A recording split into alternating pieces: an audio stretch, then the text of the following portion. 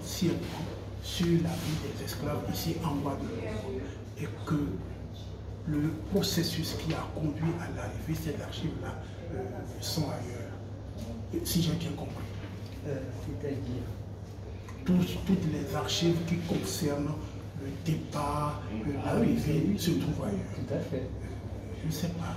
Est-ce qu'il n'est pas possible d'avoir des copies et les domicilier ici pour permettre aux populations guadeloupéennes, plutôt que d'aller à la métropole, d'avoir une vue beaucoup plus profonde du système qui a abouti de se connecter au port d'exilé à ce oui, moment. en fait,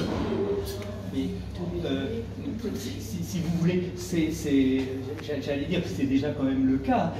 Nous, on a donc mes prédécesseurs, hein, on fait numériser, et avant de faire numériser, on fait microfilmer des sources complémentaires importantes, hein, qui sont consultables ici, hein, sous forme de microfilm. Maintenant, c'est le domaine de la numérisation. On est plutôt dans le domaine de la numérisation. Nous, on travaille étroitement avec les archives nationales d'outre-mer, notamment à Aix-en-Provence, hein, ça bien sûr.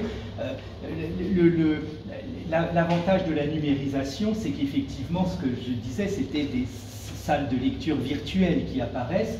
Au bout du compte, peu importe la localisation physique du document lui-même, le document ensuite il est accessible où que l'on se trouve à travers le monde. Donc ça c'est important. Avec cette, c'est vrai, cette caractéristique assez particulière des documents d'archives, c'est vrai que le document d'archives c'est à la fois un objet, mais globalement c'est quand même moins un objet qu'un support d'information. Un document d'archives, c'est vraiment l'information contenue qui est importante. Et donc la numérisation répond vraiment bien, je pense, à cet aspect-là des choses, rendre facilement accessible le contenu de l'information, le contenu du document d'archives, l'information. Et ça, effectivement, la numérisation le permet véritablement.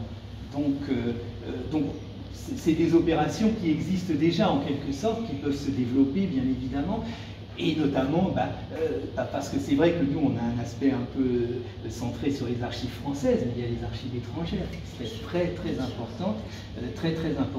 Alors il faut voir qu'au niveau international, il y a le Conseil international des archives qui travaille beaucoup, c'est comment en fait faire parler sur un sujet donné des archivistes de pays différents pour produire en fait des normes qui permettent d'avoir accès aux documents où que l'on se trouve et quelle que soit sa nationalité. Ça implique effectivement de décrire les documents de façon commune pour y avoir accès, ça implique d'avoir des normes communes. Et ça, au sein de l'UNESCO, le Conseil international des archives travaille beaucoup à cette harmonisation des normes, à cette harmonisation des pratiques professionnelles.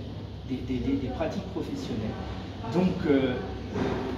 Donc voilà, donc c'est un élément vraiment important, et c'est sûr que la question par exemple des résistances, ce que je rejoins votre propos, dans le fait que où va-t-on trouver en quelque sorte des informations sur les anonymes, vous parlez, qui ont résisté ou qui ont vécu sous le système servile? Où on va trouver des informations? Dans ces registres des nouveaux livres, il y a au moins 30 000 noms, ça veut dire plus de 30 000. En tout, il y avait 90 000 esclaves en 1848. Il y a à travers ces documents-là, c'est quand même la mémoire de 90 000 personnes.